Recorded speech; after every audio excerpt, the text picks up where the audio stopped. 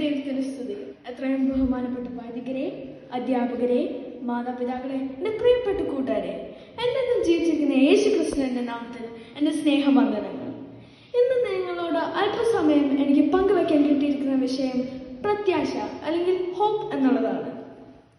യഹോവയായ ദൈവം മനുഷ്യനെ സൃഷ്ടിച്ചത് അവന്റെ സ്വരൂപത്തിലും സാദൃശ്യത്തിലും ആവുന്നു, അവനെ സ്തുതിച്ച് ആരാധിക്കാൻ വേണ്ടി. പക്ഷെ പിശാചിനാൽ പരീക്ഷിക്കപ്പെട്ട് ദൈവതേജസ് നഷ്ടപ്പെട്ട് ഏദൻ തോട്ടത്തിൽ നിന്നും പുറത്താക്കപ്പെട്ടു. മനുഷ്യൻ തന്റെ സ്വന്തം ജീവന തുല്യം സ്നേഹിച്ച ദൈവം അതിന്റെ പാപത്തിന്റെ കുഴിൽ നിന്നും വീണ്ടെടുക്കുവാൻ അവന്റെ സ്വന്തം പുത്രനെ ബലിയായി ലോകത്തിന് നൽകി. ക്രിസ്ത്യാനികളായ നമ്മൾ ഓരോരുത്തരും ഉയർത്തന്നെ യേശു ക്രിസ്തുവിലാണ് നമ്മുടെ വിശ്വാസം. വിശുദ്ധ പൗലോസ്ലീഹ നമ്മളെ പഠിപ്പിക്കുന്നു, യേശു ക്രിസ്തു ഉയർത്തെഴുന്നേറ്റില്ലെങ്കിൽ നിങ്ങളുടെ വിശ്വാസവും നമ്മുടെ പഠിപ്പിക്കലും വെറുതെ ആകുന്നു. 1 കൊറിന്ത്യർ 13-13 വാക്യങ്ങളിൽ പ്രകാരം പറയുന്നു, വിശ്വാസ, പ്രത്യാശ, സ്നേഹം ഇവ മൂന്നും നിലനിൽക്കും. ഇവ മൂന്നാണ് നമ്മുടെ ജീവിതത്തെ മുമ്പോട്ട് നയിക്കുന്നത്. എബ്രായർ 6-19 വാക്യത്തിൽ പ്രകാരം പറയുന്നു, ആ പ്രത്യാശ നമ്മുടെ ആത്മാവിന്റെ ഒരു നങ്കൂരം തന്നെ. പ്രിയരെ, എന്താണ് നങ്കൂരം? വലിയ വലിയ കപ്പലുകളെ കടലിൽ ഒഴുകാതെ കാറ്റിൽ ഉലയാതെ പിടിച്ചു നിർത്തുന്നതാണ് നങ്കൂരം.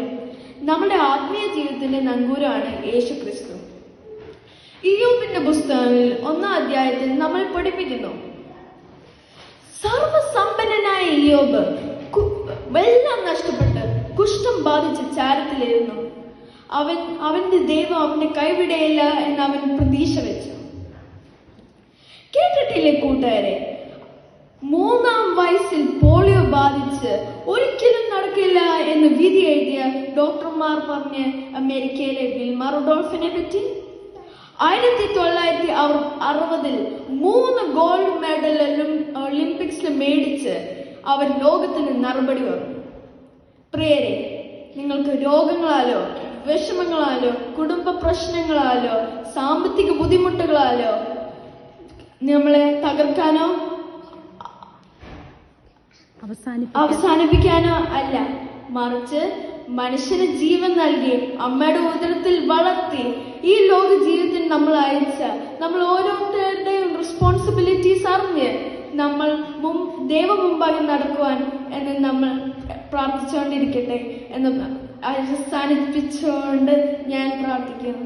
നന്ദി, നമസ്കാരം.